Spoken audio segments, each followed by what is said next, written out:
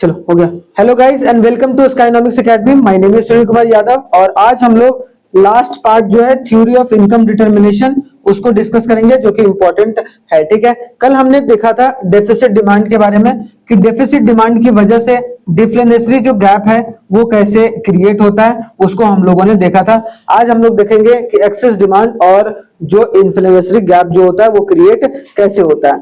ठीक है, तो अगर देखा जाए what do mean by excess demand, demand का एक्सेस होने का सिंपल सा मतलब क्या है कि अगर एग्रीगेट डिमांड जो है, एग्रीगेट डिमांड वो अगर ज्यादा हो जाए एग्रीगेट सप्लाई से, एक्सेस डिमांड हो गया भाई, हाँ या ना। मतलब लोग ज्यादा उस चीज का मांग कर रहे हैं लेकिन वो चीज मार्केट में अवेलेबल कम है, that is called the excess demand. मतलब situation of economy when the aggregate demand is more than the aggregate supply corresponding to the full employment is termed as excess demand. ठीक है, तो याद रखना कि फुल एम्प्लॉयमेंट लेवल पर, full employment level का मतलब होता है, फुल एम्प्लॉयमेंट मैंने बताया था, फुल एम्प्लॉयमेंट मतलब जितने लोग काम करना चाह रहे हैं उतने लोगों को काम प्रोवाइडेड है, इसका मतलब वो कौन सी सिचुएशन है। लेकिन इसका ये मतलब नहीं कि जीरो अनएम्प्लॉयमेंट है, कुछ ना कुछ एम्प्लॉयमेंट हमेशा जो है वो इकोनॉमी में रहेगा, समझे। एक्सेस डिमांड का मतलब aggregate demand is greater than aggregate supply. अब देखो जो नेक्स्ट है कि एग्रीगेट जो डिमांड है वो ग्रेटर देन एग्रीगेट सप्लाई का सिंपल सा मतलब एक्सेस डिमांड, और एक्सेस डिमांड का सीधा जो असर पड़ता है वो किस पर पड़ता है, इन्फ्लेशनरी गैप को क्रिएट करता है। जब मार्केट में डिमांड अधिक हो जाए तो सिंपल सी बात सोचो, पहले डिमांड इतना हो रहा था, ये इनकम था भाई, है ना, ये वाला इनकम वाला लाइन, और ये डिमांड मैंने कल बताया था जो ये डिमांड अभी हो रहा है, लेकिन चूंकि डिमांड ज्यादा हो जाने की वजह से डिमांड यहां से यहां बढ़ गया भाई, तो डिमांड का लाइन क्या होगा, एक ऊपर की तरफ जाएगा, AD1 और C1 कंजम्पशन भी बढ़ गया, कंजम्पशन बढ़ने की वजह से डिमांड जो है वो इंक्रीज हो गया। ठीक है, और जब डिमांड इंक्रीज हुआ तो जो पहले वाला लाइन और अभी वाले लाइन के बीच में जो गैप क्रिएट हुआ है वो गैप को हम लोग क्या बोलेंगे, इन्फ्लेशनरी गैप। ऊपर हो गया ना, कल हमने डिफ्लेशनरी गैप देखा था, उसमें नीचे था, बस जस्ट नीचे था, हाँ जस्ट उसका उल्टा था जो आज है, क्लियर। तो ये ऊपर था, ऊपर हो गया इन्फ्लेशन मतलब डिमांड बढ़ गया, इसलिए AD1 इधर कर दिया, C1 इधर कर दिया, ऐसे डैश बोल देना, समझ में आ गया। तो इससे इधर हम लोग हमेशा लिखेंगे इनकम एम्प्लॉयमेंट आउटपुट और इधर हमेशा एग्रीगेट डिमांड एग्रीगेट सप्लाई। ठीक है तो क्या हो गया भाई, excess demand above the level of the required and maintained equilibrium under a full employment situation in an economy is termed as inflationary gap as it lead to a rise in the general price. क्यों, अब ज्यादा excess demand हो जाएगा तो एक तरीके से चीजों का दाम बढ़ेगा या घटेगा, चीजों का दाम बढ़ जाएगा। तो याद रखना कि ये फुल एम्प्लॉयमेंट लेवल से थोड़ा सा ऊपर उठकर एक तरीके से डिमांड एक्सेस हो चुका है, जिसके वजह से इन्फ्लेशनरी गैप जो है क्रिएट हुआ है। तो ये बेसिक से डिफरेंट, डी मतलब डेफिसिट डिमांड, डेफिसिट डिमांड हुआ तो डिफ्लेशनरी गैप हुआ, डिफ्लेशनरी गैप में एक्चुअल डायग्राम ऊपर जाएगा फिर उसका नीचे आएगा, नीचे में जो गैप क्रिएट होगा वो डिफ्लेशनरी गैप क्रिएट होगा। लेकिन इन्फ्लेशनरी गैप में डिमांड अधिक हो गया, तो डिमांड अधिक हो गया मतलब डिमांड का लाइन के ऊपर जाएगा और ऊपर जो गैप आएगा उसको हम लोग क्या बोलेंगे, इन्फ्लेशनरी गैप बोलेंगे। अब हमने देखा था, कल भी देखा था और आज भी हम लोग ये देखेंगे कि क्या क्या तरीका अपनाया जाता है इन्फ्लेशनरी गैप को कम करने के लिए। मतलब क्या है, इन्फ्लेशनरी गैप है भाई या फिर एक्सेस डिमांड है, तो एक्सेस डिमांड या इन्फ्लेशनरी गैप को कम करने के लिए ताकि इकोनॉमी इक्विलिब्रियम पर आ सके, क्या सके, फिर से इक्विलिब्रियम पर आ सके, उसके लिए क्या क्या किया जा सकता है। तो चार तरीका है जिससे कंट्रोल किया जा सकता है। पहला जो तरीका है फिस्कल पॉलिसी, जो कि कौन करती है भाई, कल भी मैंने बताया था गवर्नमेंट करती है। मॉनेटरी पॉलिसी कौन करती है, जो RBI करती है।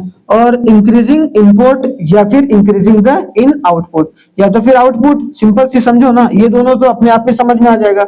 इंक्रीजिंग इंपोर्ट और ये वाला तो अपने आप में समझ में आ जाएगा। इंक्रीजिंग आउटपुट का मतलब aggregate demand is greater than aggregate supply, मतलब 50 पेंसिल का डिमांड था लेकिन 30 सप्लाई हो रहा था, मतलब क्या, सिंपल सी बात है, आउटपुट मतलब प्रोडक्शन को बढ़ाना है। अब जब ये बढ़ाकर अगर हम 50 कर देंगे तो एग्रीगेट डिमांड एग्रीगेट सप्लाई नहीं पूरा हो जाएगा, तो जब एग्रीगेट डिमांड एग्रीगेट सप्लाई पूरा हो जाएगा तो इक्विलिब्रियम पर नहीं आ जाएगा। तो सिंपल सी बात है कि आउटपुट को बढ़ाने का। और दूसरा क्या तरीका होता है, इंक्रीजिंग द इंपोर्ट्स, इंपोर्ट को बढ़ाकर, क्योंकि सामान की कमी है भाई हमारी इकोनॉमी में, डिमांड हो रही है लेकिन वो चीज अवेलेबल नहीं है, तो आप इंपोर्ट कर लो, इंपोर्ट करके सामान की अवेलेबिलिटी करा दो। ठीक है, सबसे पहले आता है फिस्कल पॉलिसी। फिस्कल पॉलिसी में सरकार क्या क्या करती है, तो पब्लिक एक्सपेंडिचर क्या करना चाहिए, खर्चा कम करना चाहिए। खर्चा कम करेगी तो एक तरीके से लोग जो है वो पैसे को कम खर्चेंगे, जिसके वजह से अपने आप ही मांग या डिमांड जो है कंट्रोल आ जाएगा। एक्सेस ये टैक्स को क्या करेगा, इंक्रीज कर देगा। टैक्स क्यों इंक्रीज करेगा भाई, जब टैक्स इंक्रीज करेगा तो चीजें महंगी हो जाएंगी, और भी तो महंगी चीजें फिर लोग नहीं खरीदेंगे, तो अपने आप ही डिमांड कम हो गया। दो काम कर सकते हो भाई, एक बात समझो कि एग्रीगेट डिमांड ज्यादा है भाई, ठीक है, और एग्रीगेट जो सप्लाई है वो कम है, तो इसमें हम लोग एक काम ये कर सकते हैं कि एग्रीगेट डिमांड को क्या कर दो, या तो इसको कम कर दो या फिर एग्रीगेट सप्लाई को बढ़ा दो, यही तो काम कर सकते हैं। तो यहाँ पर टैक्स को क्या करना है, इंक्रीज करना है, ठीक है, to decrease the disposable income, ताकि डिस्पोजेबल इनकम जो खर्च करने वाला इनकम है वो कमी आ सके। ट्रांसफर पेमेंट डिक्रीज कर देना चाहिए, सरकार जो ट्रांसफर कर रही है पेमेंट उसको क्या करना चाहिए। इसका असर कैसे पड़ता है भाई इकोनॉमी पर, सरकार जो ट्रांसफर करती है सब्सिडी करती है, सब्सिडी जो देती है उसको क्या करना चाहिए, ठीक है। Deficit financing, less use of the deficit financing, मतलब डेफिसिट फाइनेंसिंग डैश देखे, less use of deficit financing to decrease the flow of money, ताकि फ्लो ऑफ मनी कम हो सके। पब्लिक डेट इंक्रीज, मतलब पब्लिक डेट क्या करना चाहिए, increase in the public borrowing, public borrowing को एक तरीके से आपको बढ़ाना चाहिए। मॉनेटरी पॉलिसी क्या है, what do mean by monetary policy, monetary policy से एक्सेस डिमांड कैसे कंट्रोल होता है, तो पहला बैंक रेट आता है, बैंक रेट क्या करना चाहिए भाई, इंक्रीज करना चाहिए, बैंक रेट को क्या करना चाहिए, इंक्रीज करना चाहिए। कल मैंने बताया था इस सब सारी चीजों का डेफिनेशन। ओपन मार्केट ऑपरेशन में क्या होता है, ओपन मार्केट ऑपरेशन के तहत क्या करना चाहिए, इन्फ्लेशन का मतलब है, इन्फ्लेशन की सिचुएशन का मतलब है इकोनॉमी में पैसा ज्यादा होना, तो पैसा को कम करना है, तो क्या करेगी, ओपन मार्केट ऑपरेशन के तहत सेल करेगी, किसको, गवर्नमेंट सिक्योरिटीज को, गवर्नमेंट सिक्योरिटीज को जब सेल करेगी, ठीक है, तो वो कागज लोग मतलब बैंक के पास जाएगा, बैंक उसको पैसा दे देगी, तो जिसके वजह से क्या होगा, अपने आप ही कंट्रोल हो जाएगा excess demand. Cash reserve ratio CRR जो होता है, ठीक है, उसमें क्या कर देगी भाई वो, बताओ, the central bank raise the CRR and it will reduce the cash deposit, CRR को क्या करेगी, बढ़ा देगी।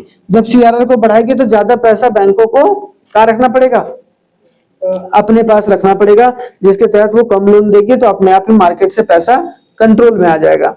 उसके बाद अगर देखने को मिले स्टैट्यूटरी लिक्विडिटी रेशियो एसएलआर, क्या करना पड़ेगा भाई, एसएलआर को भी क्या करना चाहिए, रेज करना चाहिए, central bank raise the SLR, ताकि एसएलआर कम करना, मतलब एसएलआर वैसा पैसा होता है जो बैंकों को खुद अपने पास रखना होता है, तो उसका मतलब क्या, ज्यादा पैसा खुद अपने पास रखना पड़ेगा, फिर वो कम लोन देगा। मार्जिन रिक्वायरमेंट क्या करना पड़ेगा भाई, मार्जिन रिक्वायरमेंट इंक्रीज। पहले मान लो कि एक घर था, घर में लोन देने के लिए, घर पर अगर लोन जो है वो 10 लाख रुपए का घर होता था, तो उसमें 30% मार्जिन था, अब उसको 50% मार्जिन कर दिया मान लो, तो इसका मतलब क्या होगा, अपने आप ही जो लोग हैं कम पैसा लेंगे। उसके बाद मोरल सुसेशन आता है, मोरल सुसेशन में सेंट्रल बैंक परस्यूट्स अपील और एडवाइस कर सकती है member of bank to restrict the credit, की लोन वो क्या करें, कम दें, तो लोन कम देंगे तो उससे क्या होगा, ठीक है, क्या होगा, flow of money, flow of money क्या होगा, कम होगा। अब फ्लो ऑफ मनी कम होगा तो जो इन्फ्लेशन होगा वो कंट्रोल होता हुआ देखने को मिलेगा, ठीक है, यहां तक समझ में आया, बता भाई कोई परेशानी है तो।